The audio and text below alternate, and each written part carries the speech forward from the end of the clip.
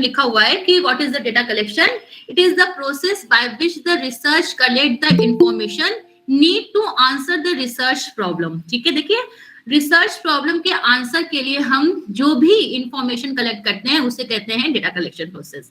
Okay, the task of data collection being after the research problem has been defined the research design chalked out. ठीक है, जो भी आप research problem define करते हैं उसी के बेस पे आप डेटा कलेक्शन करते हैं। उसके बाद आता है कि डेटा कलेक्शन जो है वो रिसर्चर क्या डिसाइड करना चाहता है, क्या कलेक्ट करना चाहता है डेटा के बेस पे। व्हाट डेटा टू कलेक्ट, आपको अगर डेटा कलेक्ट करने जा रहे हैं तो ये चीजें, कुछ चीजें हैं, 4 चीजें जो आपको अपने माइंड में रखनी है। ठीक है, कि विच डेटा टू कलेक्ट, कौन सा डेटा आपको कलेक्ट करना है। डेटा यानी इंफॉर्मेशन तो बहुत सारी है, ठीक है, लेकिन पर्टिकुलर आपको किस तरह की इंफॉर्मेशन कलेक्ट करनी है इस पे आपको फोकस करना पड़ेगा। और ये कब फोकस होगा, जो आपकी रिसर्च प्रॉब्लम होगी। ठीक है, how to collect the data, अब आप इंफॉर्मेशन है लेकिन उस इंफॉर्मेशन को कलेक्ट कैसे करना है। इंटरव्यू लेंगे कि ऑब्जर्वेशन करेंगे कि शेड्यूल फॉर्म भरवाएंगे कि क्वेश्चन भरवाएंगे कि सर्वे कराएंगे कि पैनल स्टडी करेंगे। ठीक है, कि सोशियोमेट्रिक स्टडी करेंगे, किस बेस पे आप डेटा कलेक्ट करेंगे, तो ये आपको डिसाइड करना पड़ेगा। And how to collect the data, ये कैसे करेंगे, अब इसमें क्या स्टेप आप इन्वॉल्व कर रहे हैं डेटा कलेक्शन के लिए। And when to collect the data, time भी बहुत इंपॉर्टेंट है। आप टाइम डिसाइड करते हैं कि पर्टिकुलर टाइम पे हम डेटा कलेक्ट करेंगे। मान लीजिए आपको स्कूल में डेटा कलेक्ट करने जाना है, तो स्कूल की जो टाइमिंग होगी उसी के अकॉर्डिंग ही आप डेटा कलेक्ट करने जाएंगे। ठीक है, तो टाइम भी बहुत इंपॉर्टेंट है यहाँ पे, कि मान लीजिए आपको इस टाइम पे एग्रेशन बिहेवियर किसी की स्टडी करनी है, तो एग्रेशन मूड में तो हमेशा इंसान नहीं रहता है। ठीक है, तो आपको पर्टिकुलर सिचुएशन, पर्टिकुलर टाइम पे ही आपको डेटा कलेक्ट करना है। ये 4 चीजें, विच, हाउ, हु एंड व्हेन, ये जो चीजें हैं ये आपको अपने माइंड में हमेशा डेटा कलेक्शन के पहले रखनी पड़ेगी। उसके बाद है मेथड ऑफ डेटा कलेक्शन। वैसे तो 2 टाइप्स के डेटा होते हैं, एक होता है प्राइमरी डेटा, दूसरा होता है सेकेंडरी डेटा। ठीक है, प्राइमरी डेटा क्या होता है, प्राइमरी डेटा वो होता है जो फर्स्ट हैंड डेटा होता है। ठीक है, फर्स्ट हैंड मतलब ओरिजिनल डेटा जो खुद आप फील्ड से कलेक्ट करते हैं। ठीक है, और सेकेंडरी डेटा क्या होता है, सेकेंडरी डेटा वो होता है जो ऑलरेडी कलेक्टेड होता है समवन एल्स के द्वारा। ठीक, किसी के द्वारा वो ऑलरेडी कलेक्टेड है और थ्रू स्टैटिस्टिकल एनालाइज आपके पास वो डेटा आया है। ठीक है, तो इसमें डिफरेंस समझिए कि प्राइमरी डेटा वो है जो फर्स्ट हैंड डेटा है। जैसे कि मान लीजिए जनगणना होती है, तो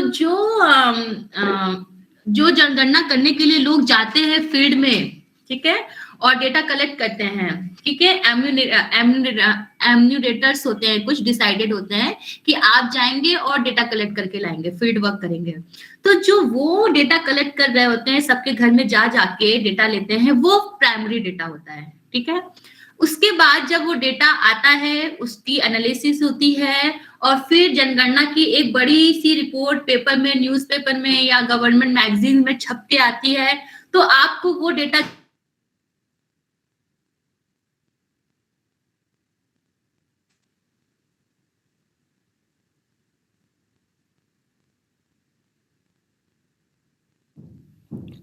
मैम ऑडियो फिर से चला गया आपका।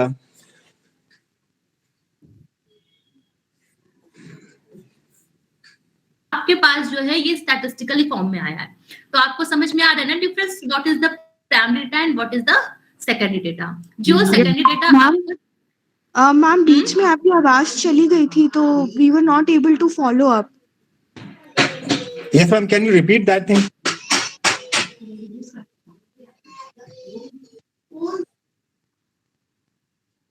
मैम अभी फिर से आपकी आवाज चली गई है।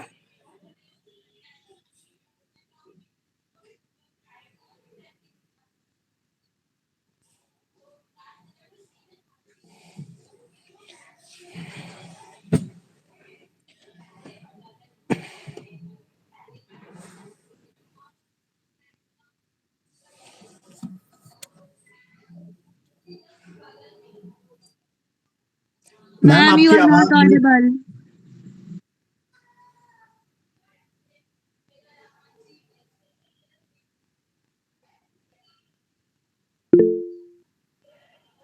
कि केसेस कितने हैं, कितने बढ़ रहे हैं। तो ये जो सब डेटा आप न्यूज़पेपर में, गवर्नमेंट मैगजीन्स में पढ़ रहे होंगे, वो सेकंड हैंड डेटा कहलाती है, क्योंकि जो प्राइमरी हैंड डेटा है वो फील्ड में ओरिजिनल फॉर्म में किसी और ने कलेक्ट किया होता है। तो बेसिक डिफरेंस ये है प्राइमरी डेटा और सेकेंडरी डेटा। तो जब आप पीएचडी करें तो इस बात का आप ध्यान रखें कि आप अपना जो स्टडी है वो किस बेस पे कर रहे हैं। आप प्राइमरी डेटा कलेक्ट कर रहे हैं कि सेकेंडरी डेटा कलेक्ट कर रहे हैं। इट मींस कि आप खुद फील्ड में जाके डेटा कलेक्ट कर रहे हैं या पहले से आपके पास डेटा है किसी के और द्वारा कलेक्ट किया हुआ और आप उस पे वर्क कर रहे हैं। तो ये डिफरेंस आप ध्यान में रखिएगा। उसके बाद आता है हमारा मेथड। फर्स्ट मेथड है ऑब्जर्वेशन, ठीक है। ऑब्जर्वेशन मेथड सबने सुना है कि ऑब्जर्वेशन मेथड है, इसमें हम जिस व्यक्ति का अध्ययन करना चाहते हैं उसको ऑब्जर्व करते हैं, ठीक है। लेकिन ये ऑब्जर्वेशन मेथड बस ऐसे तो देख सुनने में बहुत इजी लगता है कि दूसरे के व्यवहार का अवलोकन करना, ऑब्जर्वेशन, ठीक है। लेकिन मुझे जहां तक मैं एक्सपीरियंस करती हूँ, ये जो मेथड है बहुत ही टिपिकल और बहुत ही एक तरह से आप कह सकते हैं जटिल प्रक्रिया है डेटा कलेक्शन का, ठीक है। क्योंकि ऑब्जर्वेशन के थ्रू आप जो है वो व्यक्ति के व्यवहार का अध्ययन करते हैं, तो सिर्फ उसी व्यवहार का अध्ययन करते हैं जो चीजें आपको दिखाई देती है, ठीक है। तो observation method is a method under which data from the field is collected with the help of observation by the observer or by personnel going to field, ठीक है। In the word or PV Young, observation may be defined as systematic viewing coupled with consideration to seen phenomena, okay।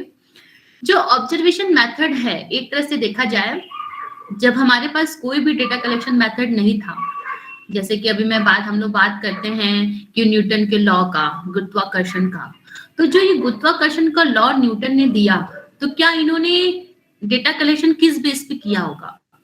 Observation के base पे ही किया, ठीक है, कि कैसे जो एप्पल है वो पेड़ से गिरता है।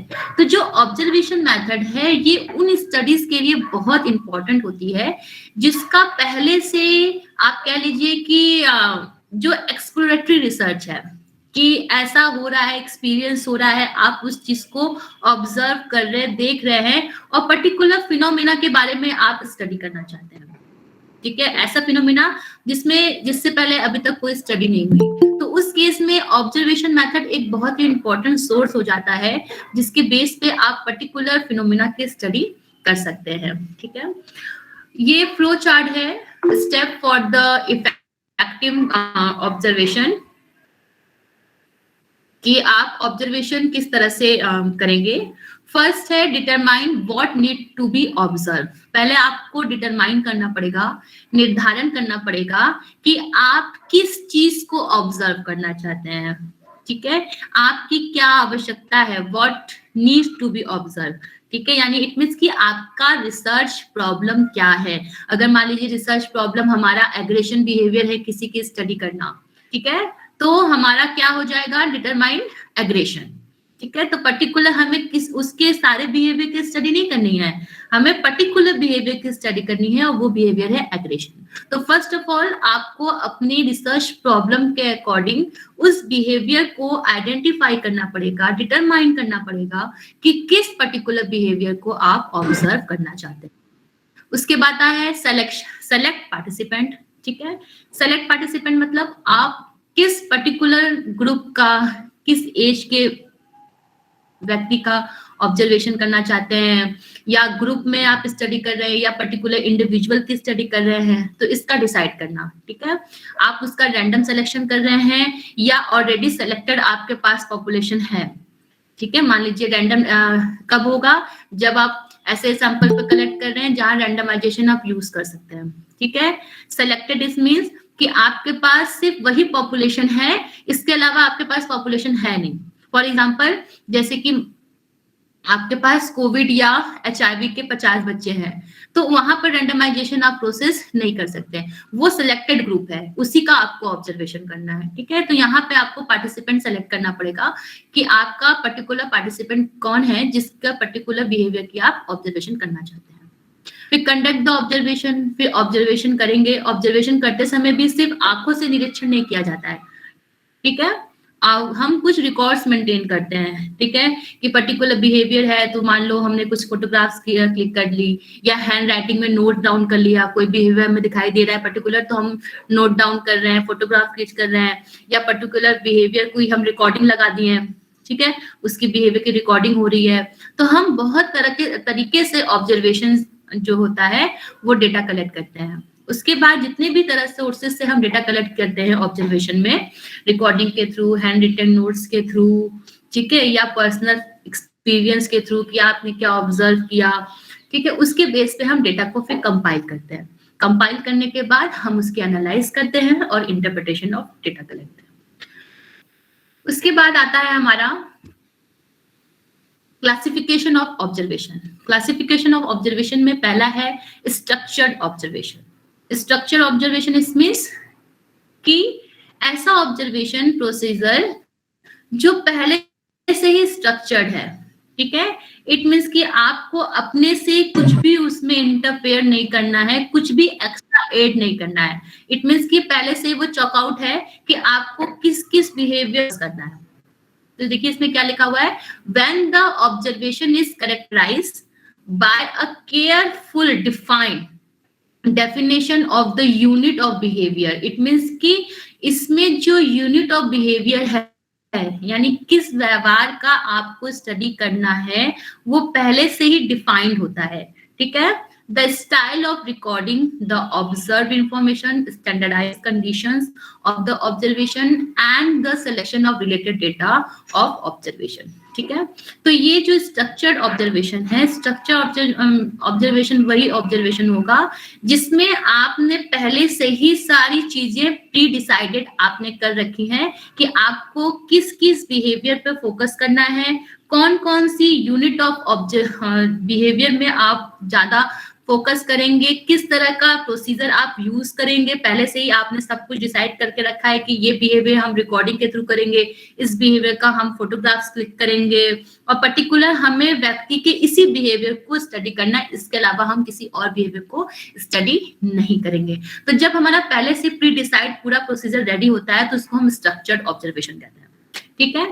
Unstructured observation when it take place without the above characteristics, it means कि जिसमें ये characteristics नहीं होती हैं। it means कि हमने पहले से चॉक आउट नहीं किया है कि हमें ये तो पता है कि हमें क्या बिहेवियर स्टडी करनी है, लेकिन वो बिहेवियर किस तरह से स्टडी करनी है, यूनिट ऑब्जर्वेशन क्या होगा, किस तरह से हम उसको रिकॉर्ड करेंगे, ये सब चीजें डिसाइडेड जब नहीं होती हैं उसको हम अनस्ट्रक्चर्ड ऑब्जर्वेशन कहते हैं। इट मीन्स कि पर्सन आया, मुझे पता है इसका एग्रेशन का बिहेवियर करना है, तो हम उसको ऑब्जर्व कर रहे हैं, लेकिन अभी हमारा कुछ डिसाइडेड नहीं है। वो जैसे ही बिहेवियर करना स्टार्ट करेगा, इट मीन्स एग्रेशन बिहेवियर, हम उसकी रिकॉर्डिंग या कुछ भी नोट वगैरह या फोटोग्राफ क्लिक करेंगे, या कि हमारा ये जो प्लान है ये पहले से डिसाइडेड नहीं होता है। उसके बाद सेकंड क्लासिफिकेशन है participate observation and non participate observation. Participate observation क्या होता है? पार्टिसिपेट ऑब्जर्वेशन वो ऑब्जर्वेशन होता है जिसमें जिस ग्रुप का या जिस व्यक्ति का हमें ऑब्जर्वेशन करना है, उस ग्रुप के साथ हम एक तरह से उसी ग्रुप के मेंबर बनके उस ग्रुप में रहते हैं और उस ग्रुप की स्टडी करते हैं। इसमें बहुत अच्छा एग्जांपल आपको मिलेगा, जैसे कि अगर हमें किसी आदिवासी समूह की स्टडी करनी है मान लीजिए, तो इस समूह की स्टडी करने के लिए आप उस समूह के बाहर आसपास कहीं भी रह के उनके व्यवहार का अध्ययन आप नहीं कर सकते हैं, क्योंकि उनका जो बिहेवियर है उसकी स्टडी करने के लिए आपको एज अ पार्टिसिपेंट बन के उनके साथ रहना पड़ेगा, तब आप उनके बिहेवियर को अच्छी तरह से स्टडी कर पाते हैं। ठीक है, तो इस तरह का जो ऑब्जर्वेशन होता है जिसमें हम भी एज अ ग्रुप मेंबर बन के पार्टिसिपेंट के साथ रहते हैं और उनको पता भी नहीं होता है कि जो मेंबर है वो आपके व्यवहार को ऑब्जर्वेशन कर रहा है। ठीक है, तो इस तरह से पार्टिसिपेट ऑब्जर्वेशन के थ्रू हम ऑब्जर्वेशन करते हैं। पार्टिसिपेट ऑब्जर्वेशन जो है वो बहुत ही एक तरह से वैलिड रिलायबल एक मेथड माना जाता है, क्योंकि इसमें जो एक्यूरेसी होती है वो ज्यादा होती है, क्योंकि हमें पता होता है मेंबर्स किस तरह से बिहेवियर कर रहे हैं और हम उनका डीप स्टडी कर सकते हैं। दूसरा है non participate observation. Non participate observation वो होता है जिसमें जो ऑब्जर्वर है वो ग्रुप के साथ पार्टिसिपेट नहीं करता है, ठीक है, बल्कि ग्रुप के बाहर रह के उनके बिहेवियर का स्टडी करता है, ठीक है। इसमें आप कर सकते हैं जैसे कि टीचर और स्टूडेंट। जो टीचर है वो एक तरह से नॉन पार्टिसिपेट ऑब्जर्वेशन की पार्ट होती है, वो स्टूडेंट के ऑब्जर्वेशन का बिहेवियर बनने के लिए उनके साथ स्टूडेंट नहीं बनती है या पार्टिसिपेट नहीं करती है, वो बाहर रह के ही स्टूडेंट के बिहेवियर को ऑब्जर्व करती है। उसके बाद है तीसरा क्लासिफिकेशन है ऑब्जर्वेशन का, uncontrolled observation and controlled observation. Uncontrolled observation को हम नेचुरल ऑब्जर्वेशन भी कहते हैं। इट मीन्स कि जिस बिहेवियर की स्टडी आप करना चाहते हैं उसको नेचुरल सेटिंग में ही, जिस सेटिंग में वो बिहेवियर अकर हो रहा है, उत्पन्न हो रहा है, उसी नेचुरल कंडीशंस में आप उसके व्यवहार का स्टडी करिए। यानी कि किसी भी तरह का कंट्रोल्ड इन्वायरमेंट यहाँ पे यूज नहीं होता है, इसलिए इसको हम अनकंट्रोल्ड ऑब्जर्वेशन या नेचुरल ऑब्जर्वेशन कहते हैं। When the observation take place in natural conditions, uncontrolled observation, it is done to get spontaneous picture of the life and picture. उसके बाद है कंट्रोल्ड ऑब्जर्वेशन। कंट्रोल्ड ऑब्जर्वेशन वो ऑब्जर्वेशन होता है जिसमें हम जो इन्वायरमेंट होता है या जो बिहेवियर होता है उसको कंट्रोल्ड कंडीशंस में ऑब्जर्व करते हैं। इट मीन्स कि अगर मान लीजिए हमें बच्चे की स्टडी करनी है, जैसे आपने अगर वो देखा है चिंपैंजी का जो है कि वो किस तरह से वॉटसन का बिहेवियर लर्निंग है, तो उसमें आपने देखा होगा चिंपैंजी को एक रूम में बंद कर दिया गया था और 3 बॉक्स दे दिए गए थे कि वो किस तरह से अपना इनसाइट थ्योरी डेवलप करता है, ठीक है। तो जो इस तरह का बिहेवियर है वो लैब में किया गया है, ठीक है। हाँ मैम, लाइक जब हम डिपेंडेंट कंट्रोल लाइक डी जब हम कंट्रोल जब हम कंट्रोल इन्वायरमेंट में हम किसी व्यवहार को स्टडी करते हैं, कंट्रोल इन्वायरमेंट तभी हो सकता है जब वो आपका पर्टिकुलर लैब हो। लैब में ही हम अपने अकॉर्डिंग कंडीशन को कंट्रोल कर सकते हैं।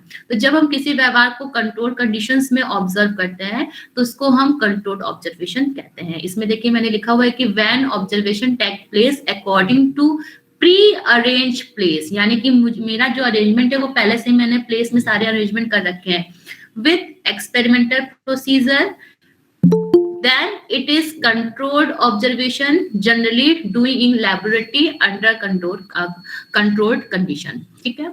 अब uncontrolled observation और controlled observation में थोड़ा अंतर आता है, क्योंकि जब आप कंट्रोल ऑब्जर्वेशन में किसी के व्यवहार का स्टडी करते हैं तो कहीं ना कहीं जो व्यवहार है मनुष्य का वो क्या होता है, मैनिपुलेट हो जाता है।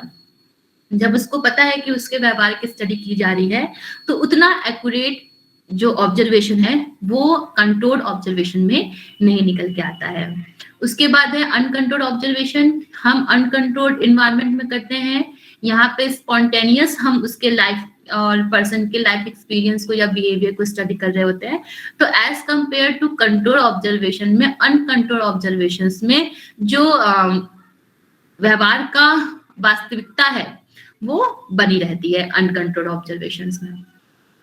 उसके बाद है advantage of observation. Advantage of observations में है procedure larger quantity of data. ये जो ऑब्जर्वेशन है ये लार्जर अमाउंट ऑफ डेटा को प्रोड्यूस करता है, हमें गैदरिंग अच्छी हो पाती है इंफॉर्मेशन की। All data obtain from the observation are usable. जितने भी डेटा हमें ऑब्जर्वेशन के थ्रू कलेक्ट किए जाते हैं, चाहे वो आप हैंड रिटन कर रहे हो, रिकॉर्डिंग कर रहे हो, पिक्चर्स टेक कर रहे हो, वो कहीं ना कहीं आपको बहुत यूजफुल डेटा आपको प्रोवाइड करता है। The observation techniques can be stop और बिगिन एट एनी टाइम। जो ऑब्जर्वेशन टेक्निक्स है वो आप अपने अकॉर्डिंग कभी भी स्टार्ट कर सकते हैं और कभी भी इसको स्टॉप कर सकते हैं। तो इसमें मैंडेटरी ये नहीं होता है कि नहीं अब क्वेश्चन फिल हो जाएगा तभी आप जा सकते हैं। आप कभी भी इस चीज को, ऑब्जर्वेशन को आप कर सकते हैं। रिलेटिवली इनएक्सपेंसिव, और ये इतना एक्सपेंसिव भी नहीं होता है अदर कलेक्टिंग मेथड के अकॉर्डिंग। लेकिन इसके अलावा भी कुछ डिसएडवांटेज हैं हमारे ऑब्जर्वेशन टेक्निक्स में। जैसे कि पहला है कि जो इंफॉर्मेशन होती है, ठीक है, वो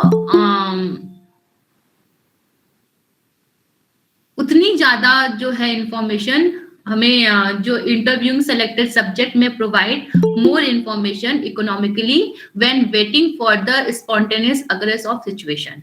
इसका मतलब ये है कि जो आप जब इंटरव्यू करते हैं ऑब्जर्वेशन की तुलना में जब आप इंटरव्यू करते हैं तब आपको ज्यादा इंफॉर्मेशन मिलती है एज कंपेयर टू जब आप इंतजार करते हैं कि वो व्यवहार उत्पन्न होगा तब आप उस चीज को ऑब्जर्व करेंगे। ठीक है, तो इस तुलना में जो इंटरव्यू है वो थोड़ा सा इकोनॉमिकली बेटर हो जाता है। It is a expensive method. It is expensive method इसलिए है कि इट मीन्स कि ये डिपेंड करता है कि आप ऑब्जर्वेशन की कौन सी टेक्निक यूज कर रहे हैं। अगर आप स्ट्रक्चर टेक्निक यूज कर रहे हैं या आप कंट्रोल टेक्निक यूज कर रहे हैं, कंट्रोल ऑब्जर्वेशन यूज कर रहे हैं, तो यहाँ पे जो एक्सपेंसिव है वो थोड़ा इंक्रीज कर जाता है क्योंकि लैबोरेटरी का खर्चा रहता है। अगर आप पार्टिसिपेंट ऑब्जर्वेशन कर रहे हैं तो एज अ पार्टिसिपेंट बनकर जब आप ग्रुप में जाते हैं तो उसके लिए भी आपको एक्सपेंसिवनेस जो भी खर्च है वो करना पड़ता है। तो इस तरह से कहीं ना कहीं जो मेथड है ऑब्जर्वेशन का वो भी एक्सपेंसिव हो जाता है। उसके बाद है लिमिटेड इंफॉर्मेशन। लिमिटेड इंफॉर्मेशन इस यहाँ पे ये मतलब है क्योंकि अभी हमने एडवांटेज में पढ़ा कि लार्ज अमाउंट ऑफ डेटा हमें प्रोवाइड करता है। डेटा तो प्रोवाइड करता है लेकिन क्या वो डेटा हमारे इंफॉर्मेशन के लिए एक्यूरेट है? हमने तो बहुत सारे डेटा कलेक्ट कर लिए लेकिन यूजफुल इंफॉर्मेशन कभी कभी ऑब्जर्वेशन टेक्निक्स में स्किप हो जाती है। क्यों? क्योंकि कहीं ना कहीं आप सिर्फ ऑब्जर्वेशन के थ्रू, पर्सन की एक्टिविटी के थ्रू, बिहेवियर के थ्रू उसके व्यवहार का अनुमान लगा रहे होते हैं। व्यक्ति के फीलिंग्स, व्यक्ति के इमोशंस वो नहीं ऑब्जर्व हो पाते हैं। ठीक है, तो कहीं ना कहीं ये इंफॉर्मेशन जो होती है वो स्किप हो जाती है। इसलिए हमें इनसे रिलेटेड इंफॉर्मेशन जो होती है वो लिमिटेड इंफॉर्मेशन ऑब्जर्वेशन के थ्रू मिलती है। उसके बाद है extensive training is needed. Observation करने के लिए जो ऑब्जर्वर होता है उसको ट्रेनिंग की बहुत जरूरत होती है। बिना ट्रेनिंग के आप इंफॉर्मेशन, किसी की भी व्यवहार का एक्यूरेट इंफॉर्मेशन आप कलेक्ट नहीं कर सकते हैं। ऑब्जर्वेशन करने के लिए उसके लिए भी एक ट्रेनिंग प्रोग्राम चलाई जाती है जिसमें ऑब्जर्वेशन आपके कुछ टिप्स आपको सिखाए जाते हैं। तो अगर आप ट्रेनिंग फुल है ऑब्जर्वर तो आप एज कंपेयर टू जो अनट्रेन्ड ऑब्जर्वर हैं उनकी तुलना में ज्यादा बेटर इंफॉर्मेशन कलेक्ट कर सकते हैं फील्ड से। उसके बाद आता है हमारा second method, interview method. Observation method जो होता है, अगर आप पार्टिसिपेट ऑब्जर्वेशन यूज करते हैं तब आप फेस टू फेस इंफॉर्मेशन ले सकते हैं।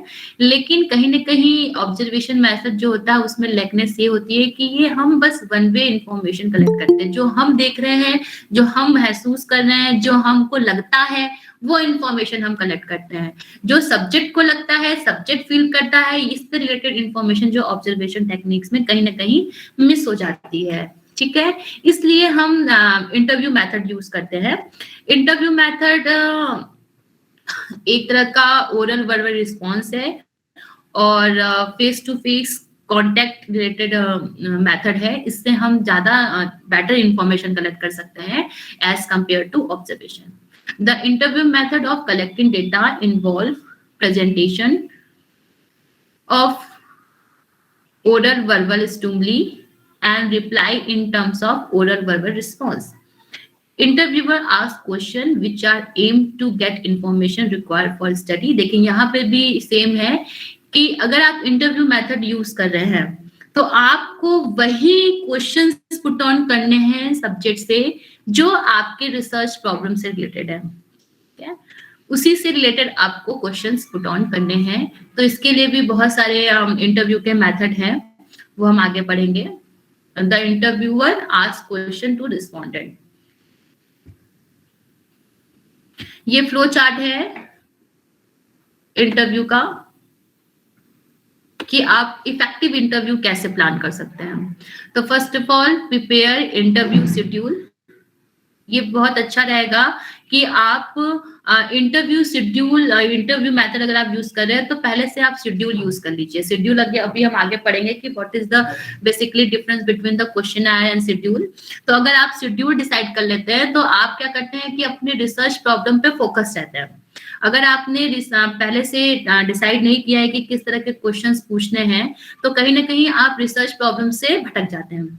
तो इफेक्टिव इंटरव्यू के लिए सबसे पहले आपको शेड्यूल प्रिपेयर करना है कि व्हाट्स काइंड ऑफ क्वेश्चन आप इन्वॉल्व करेंगे ड्यूरिंग द डेटा कलेक्शन। उसके बाद सेलेक्ट सब्जेक्ट या की रिस्पोंडेंट, फिर आप सब्जेक्ट का सिलेक्शन करेंगे। Conduct the interview, then analyse and interpretation the data for the interview.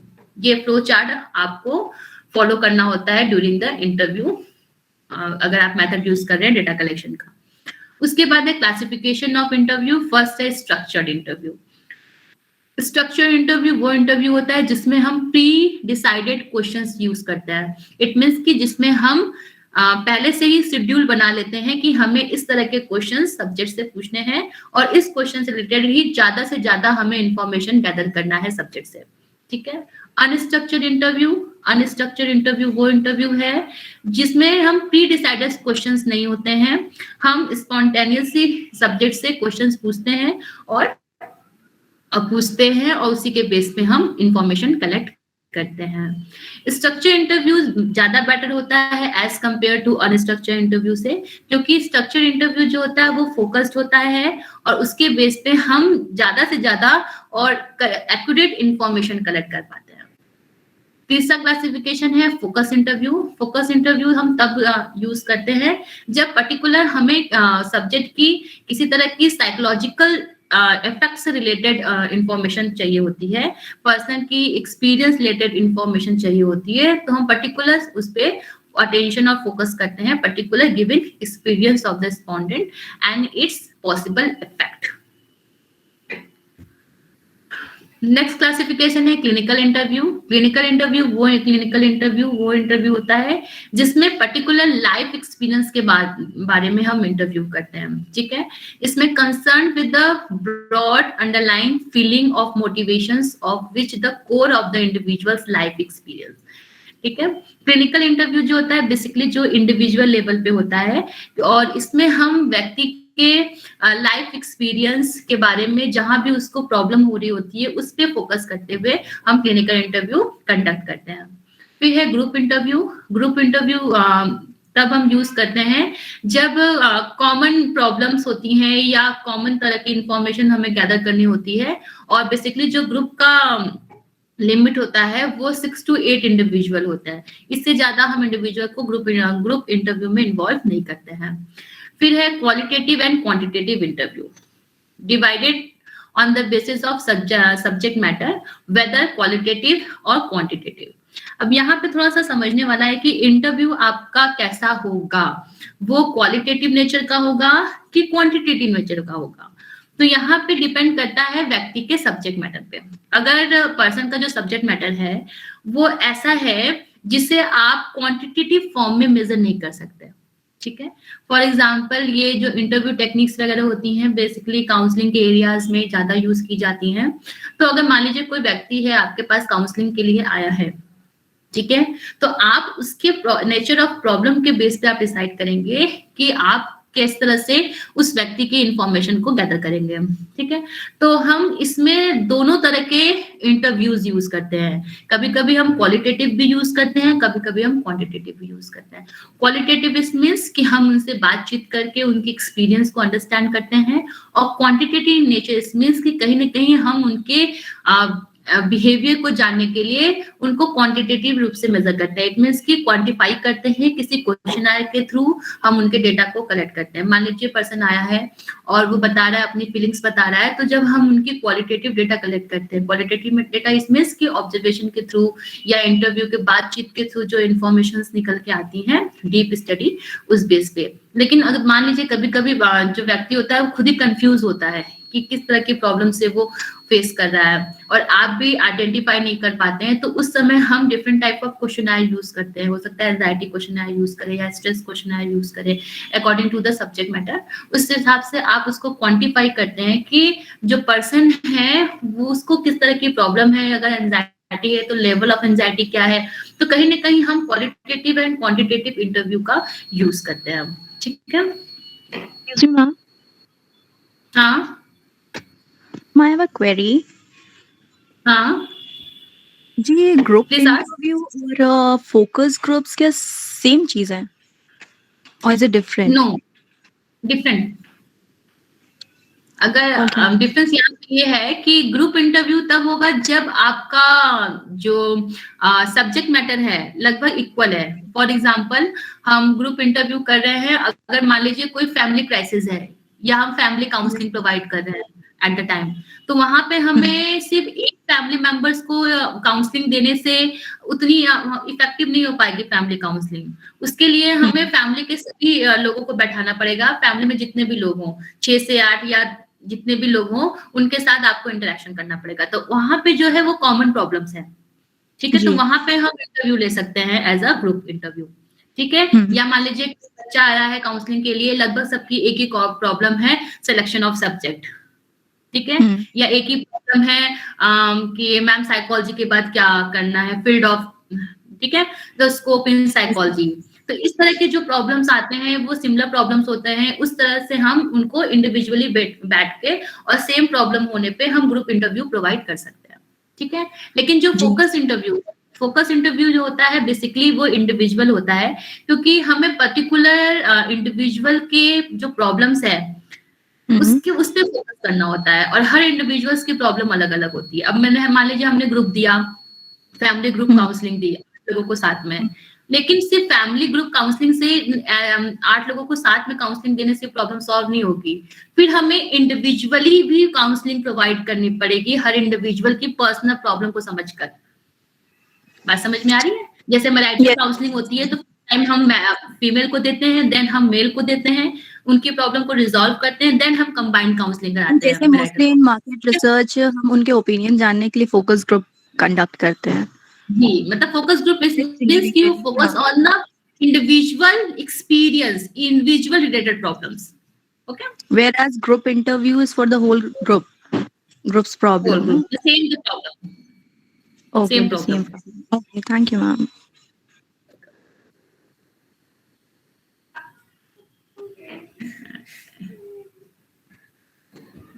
Excuse me, student, just wait.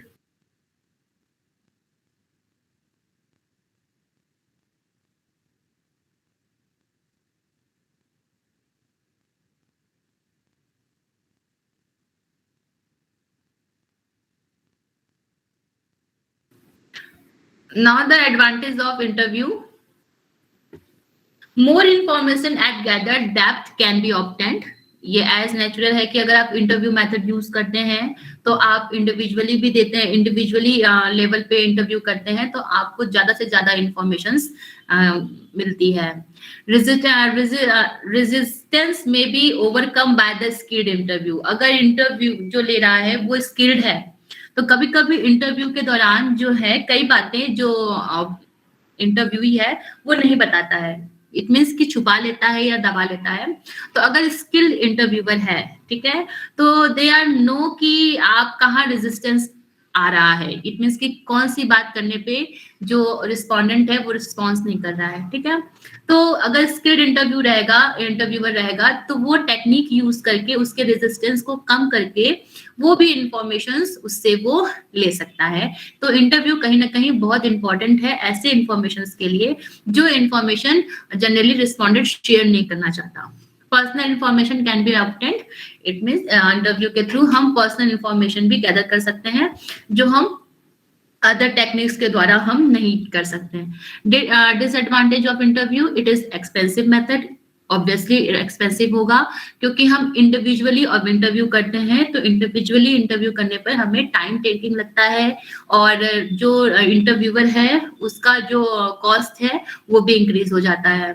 उसके बाद है इंटरव्यूअर बायर्स, जो इंटरव्यू ले रहा है उसके बायसनेस जो होते हैं ड्यूरिंग द डेटा कलेक्शन वो अफेक्ट करते हैं।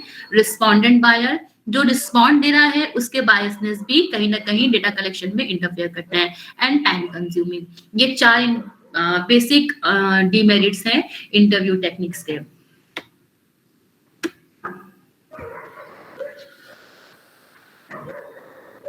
अब बारी आती है क्वेश्चनर की।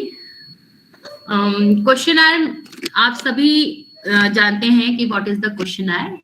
क्वेश्चनर एक सेट होता है जिसमें ऑलरेडी जो क्वेश्चंस होते हैं वो लिखे होते हैं और सब्जेक्ट उस क्वेश्चंस को पढ़ता है और अपने रिस्पॉन्सेज देता है।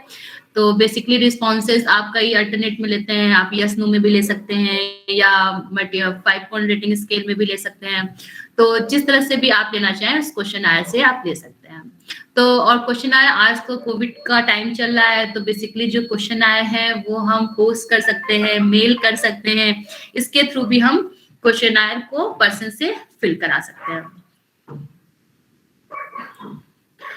ये है फ्लो चार्ट इफेक्टिव क्वेश्चन आयर के लिए। प्रिपेयर क्वेश्चन आयर, ठीक है। सबसे पहले आपको यहाँ पे ये चीज बहुत मैं प्रेफर करूंगी कि अगर आप अपना रिसर्च कर रहे हैं तो अगर आपको अपने रिसर्च और अपने पॉपुलेशन के अकॉर्डिंग क्वेश्चनर नहीं मिलता है तो just try to prepare your own questionnaire, ठीक है। फॉर एग्जाम्पल कि मान लीजिए मैं बच्चों पे स्टडी करना चाहती हूँ, ठीक है, लेकिन बच्चों के लिए कोई भी स्ट्रेस क्वेश्चनर या मोटिवेशनल क्वेश्चनर आपको नहीं मिल रहा है, ठीक है। तो आपको लगता है क्या डेवलप करें, चलो यही लगा देते हैं। नो, द रॉन्ग, ठीक है। आपको अगर अपने एज या सब्जेक्ट के अकॉर्डिंग मोटिवेशन स्केल या कोई भी स्केल अगर मार्केट में नहीं है या हिंदी वर्जन नहीं है तो just try to prepare your own scale ताकि आप वैलिड इंफॉर्मेशन कलेक्ट कर सकें, क्योंकि जो क्वेश्चंस एडल्ट पे यूटिलाइज होगा वो बच्चों पे यूटिलाइज नहीं होगा। तो फर्स्ट ऑफ ऑल आप अपना क्वेश्चन आयर डेवलप करिए, prepare questionnaire, formulate, choose type of questions, order, write instructions, make copies, ठीक है। तो प्रिपेयर करना है फर्स्ट ऑफ ऑल अपना questionnaire according to your research problem. फिर सिलेक्ट योर रिस्पोंडेंट, रिस्पोंडेंट को select करिए कि किस रिस्पोंडेंट से आप वो डेटा क्वेश्चन आयर फिल कराना है आपको। एडमिनिस्ट्रेशन द क्वेश्चन आयर, फिर क्वेश्चन आयर को एडमिनिस्टर करिए। फिर टैबुलेट द डेटा, कलेक्ट, जो डेटा आता है उसको कलेक्ट करिए एंड देन एनालाइज। क्वेश्चन आयर के लिए आपको बेसिकली आप एक बात यहाँ ध्यान रखिए कि जो भी क्वेश्चन आयर है आप यूज कर रहे हैं वो आपके रिसर्च प्रॉब्लम के लिए सुटेबल होना चाहिए, उसी को आपको यूज करना है, ठीक है। अब मान लीजिए आप एक ऐसा नया बिहेवियर असेस करना चाहते हैं या मान लीजिए आप बच्चे का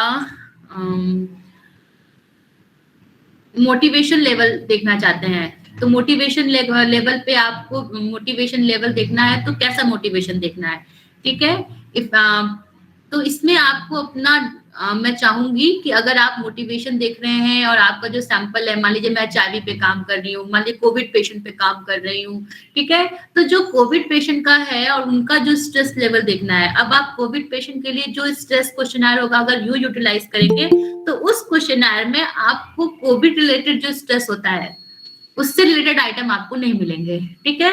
तो बेस्ड ऑन योर प्रॉब्लम आपको अपना research questions suitable research sample के अकॉर्डिंग क्वेश्चन आयर को प्रिपेयर करना होगा, तभी आपको एक्यूरेट इंफॉर्मेशन क्वेश्चन आयर के थ्रू मिल सकती है।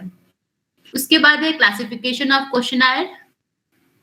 इसमें दो तरह के क्वेश्चन आयर होते हैं, एक होता है ओपन एंडेड क्वेश्चंस, दूसरा आता है क्लोज एंडेड या फिक्स अल्टरनेटिव क्वेश्चंस, ठीक है। अगर आप क्वेश्चन आयर बिल्ड कर रहे हैं तो आपने क्वेश्चन आयर जो क्वेश्चंस पूछा है वो कैसा क्वेश्चंस है, उसके लिए आपने अगर मान लीजिए फिक्स क्वेश्चंस हैं और आपने अल्टरनेट दिया हुआ है, जैसे कि आपको भूख लगती है, नहीं लगती है, कितनी लगती है, अधिक, 5 पॉइंट रेटिंग स्केल पे करा रहे हैं तो वो क्लोज एंडेड क्वेश्चन हो गया, ठीक है। यानी कि जो सब्जेक्ट है वो अपने से कोई भी रिस्पॉन्स वहां पे नहीं देगा, जो आपने अल्टरनेट दिया हुआ है उसी 5 पॉइंट या 2 पॉइंट 3 पॉइंट रेटिंग पे उसको रेट करना होगा। ओपन एंडेड क्वेश्चंस वो क्वेश्चन होते हैं जिसमें आप उससे क्वेश्चंस पूछते हैं और जो रिस्पोंडेंट है वो अपने देयर ऑन वर्ड्स में वो आंसर लिखता है, ठीक है, कि हाँ मैं मॉर्निंग में एक्सरसाइज करता हूँ, कैसे करता हूँ, टाइमिंग वगैरह। तो इस दो तरह के क्वेश्चन आए यूज होते हैं, एक होते हैं ओपन एंडेड, दूसरा है क्लोज एंडेड। बेसिकली हम लोग क्लोज एंडेड क्वेश्चन आए ज्यादा यूज करते हैं क्योंकि ये टाइम कंज्यूमिंग भी नहीं होता है और अल्टरनेट ऑलरेडी डिसाइडेड होते हैं, तो इसकी एनालिसिस जल्दी हो जाती है, ठीक है, as compare to open ended question से। फिर essential for good questionnaire. Good questionnaire के लिए आप कुछ इंपॉर्टेंट चीजें हैं जो आपको ध्यान में रखनी चाहिए। Should be short and simple. Questionnaire हमेशा ऐसा होना चाहिए जो छोटा हो। 50-50 आज का जो ओल्ड क्वेश्चनर आप देख रहे होंगे उसमें 50 और 60 क्वेश्चंस रहते हैं, ठीक है। और बेसिकली ऐसे क्वेश्चनर्स पे जो रिस्पॉन्स होते हैं वो फेक रिस्पॉन्स ज्यादा आते हैं। तो अगर आप खुद का क्वेश्चनर डेवलप कर रहे हैं तो आप ध्यान रखिए जो क्वेश्चंस हो वो शॉर्ट हो, ठीक है। अब नई टेक्निक जो आई है वो है फैक्टर एनालिसिस टेक्निक्स। अगर मान लीजिए आप 50 क्वेश्चंस बनाते हैं तो 50 क्वेश्चन के बेस पे आप फैक्टर एनालिसिस टेक्निक यूज करके उसको आप शॉर्ट क्वेश्चनर में बदल सकते हैं। यानी कि जो क्वेश्चन होंगे वो आपस में मिलते रहेंगे, उसको आप एक फैक्टर्स में डाल के आप अपने क्वेश्चनर को शॉर्ट कर सकते हैं। तो ये स्टैटिस्टिकल टेक्निक्स है ड्यूरिंग द क्वेश्चनर। जब हम बिल्ड करते हैं तब हम ये यूज करते हैं ताकि जो हमारा क्वेश्चनर हो वो शॉर्ट एंड सिंपल तरीके से डेवलप हो। Follow sequence of question for easy to difficult, ठीक है। और जो क्वेश्चनर्स में जो क्वेश्चंस होते हैं वो हमेशा इजी टू डिफिकल्ट होते हैं। पहले हम इजी क्वेश्चंस पूछते हैं, देन धीरे धीरे करके हम उसकी डिफिकल्टी लेवल बढ़ाते हैं। Technical terms should be avoided. Technical terms हम यूज नहीं करते हैं क्योंकि आप टेक्निकल टर्म्स जानते होंगे, लेकिन जब भी आप क्वेश्चनर एडमिनिस्टर करते हैं तो आप लेमैन या कॉमन मैन पे एडमिनिस्टर करते हैं। तो कॉमन मैन जो है वो टेक्निकल टर्म्स नहीं यूज करता है, अब वो कॉमन लैंग्वेज यूज करता है। और इस बात का भी ध्यान रखा कीजिए कि अगर आप क्वेश्चनर डेवलप कर रहे हैं तो पर्टिकुलर फील्ड के अकॉर्डिंग, किस पॉपुलेशन के लिए आप कर रहे हैं, कौन सी एरिया के लिए आप यूज कर रहे हैं, वहां के लैंग्वेज के अकॉर्डिंग ही आप अपना क्वेश्चन पुट ऑन करें। फिर should provide accurate space for answering in questions. अगर आप ओपन एंडेड क्वेश्चन दे रहे हैं तो आप एक्यूरेट स्पेस प्रोवाइड करिए ताकि जो रिस्पोंडेंट है उसको अपना रिस्पॉन्स देने के लिए प्रॉपर स्पेस मिले और वो अपने रिस्पॉन्स को प्रॉपर लिख सके। Direction regarding the filling of questionnaire should be given, physical appearance, quality of paper and colours. जैसे ये कुछ अदर इंफॉर्मेशंस हैं कि अगर आप क्वेश्चनर डेवलप कर रहे हैं तो इंस्ट्रक्शंस आपको क्वेश्चनर के ऊपर जरूर मैंडेटरी करना चाहिए ताकि वो इंफॉर्मेशन पढ़ के वो इन क्वेश्चनर को फिल कर सके। क्योंकि कभी कभी जो क्वेश्चनर है वो हम पोस्ट भी करते हैं, मेल भी करते हैं, तो इस अगर आप इंस्ट्रक्शंस नहीं रहेगा ऊपर तो दे आर कंफ्यूज कि उनको आंसर कैसे देना है। तो प्रॉपर इंस्ट्रक्शंस वगैरह जो है वो क्वेश्चनर के ऊपर लिखे होने चाहिए। फिर सीक्वेंस मस्ट बी क्लियर। जो सीक्वेंस है वो भी क्लियर होना चाहिए कि आप क्या क्वेश्चनर्स में पूछ रहे हैं, ठीक है। देन है advantage, low cost even when the universe is large and is wide spread।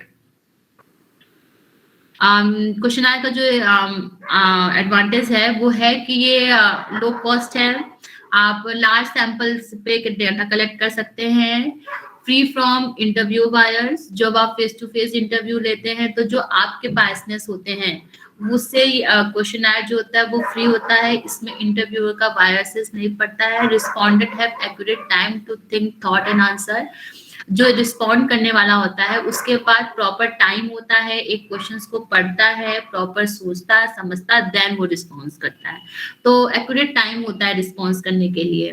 फिर respondent who are not easily approach can also be reach conveniently. ऐसे रिस्पोंडेंट जिनसे आपको क्वेश्चनर भरवाना है लेकिन वो आपको मिल नहीं पा रहे हैं तो क्वेश्चनर आप उनको भेज सकते हैं और जनरली वो उसको फिल करके आपको दे सकते हैं। तो ये बहुत इजी हो जाता है कि आप रिस्पोंडेंट को से रिस्पॉन्ड लेना।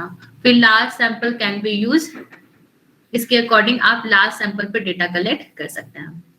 देन है डिसएडवांटेज। डिसएडवांटेज में टाइम कंज्यूमिंग। अगर आपका क्वेश्चनर बड़ा है तो वो टाइम कंज्यूमिंग है क्योंकि लार्ज पॉपुलेशंस पे आप करते हैं तो डेटा 100-200 आप डेटा कलेक्ट करते हैं तो थोड़ा सा टाइम कंज्यूमिंग हो जाता है। The respondent need to be educated and cooperative. Questionnaire fill करने के लिए पहली इंपॉर्टेंट चीज है कि एजुकेटेड होना चाहिए, मींस कि पढ़ा लिखा होना चाहिए ताकि वो क्वेश्चनर को पढ़ सके और आपको उसमें कोऑपरेट कर सके। जब तक वो कोऑपरेट नहीं करेगा तब तक क्वेश्चनर फिल नहीं होगा, जो फिल नहीं होगा तो पूरा डेटा नहीं मिलेगा और आपकी स्टडी अधूरी रह जाएगी। तो कोऑपरेशन बहुत इंपॉर्टेंट है और पर्सन का एजुकेटेड होना। जिसमें ये मेथड जो है वो थोड़ा स्लो है, क्योंकि जब तक आप रिस्पोंडेंट को देंगे फिर वो फिल करके आएगा तो इन्फॉर्मेशन जो है, आप जो प्रोसीजर है वो बहुत धीरे धीरे आगे बढ़ता है। And possibility to unclear reply, कभी कभी अगर आप ओपन एंडेड क्वेश्चन सकते हैं तो जो रिप्लाई आता है वो अनक्लियर होता है कि रिस्पोंडेंट कहना क्या चाहता है, ठीक है। इसलिए कभी कभी ये भी होता है कि जब आप 5 पॉइंट रेटिंग क्लोज एंडेड भी रखा है, अल्टरनेट रखा है, तो उसमें आपने 5 पॉइंट रेटिंग स्केल दिया है, तो 5 पॉइंट रेटिंग स्केल में तो मैक्सिमम जो होता है हमको लोग अनिश्चित पे निशान लगा देते हैं, ठीक है। तो वहां पे भी आप डिसाइड नहीं कर पाते हैं कि रिस्पोंडेंट क्या रिप्लाई या क्या रिस्पॉन्स करना चाह रहा है, क्या फीलिंग है उसकी। तो उस कंडीशंस में भी ये जो है क्वेश्चनर अनक्लियर रिप्लाईज प्रोवाइड करता है। तो स्टूडेंट आज के लिए इतना ही। अब कल हम नेक्स्ट क्लास में पढ़ेंगे शेड्यूल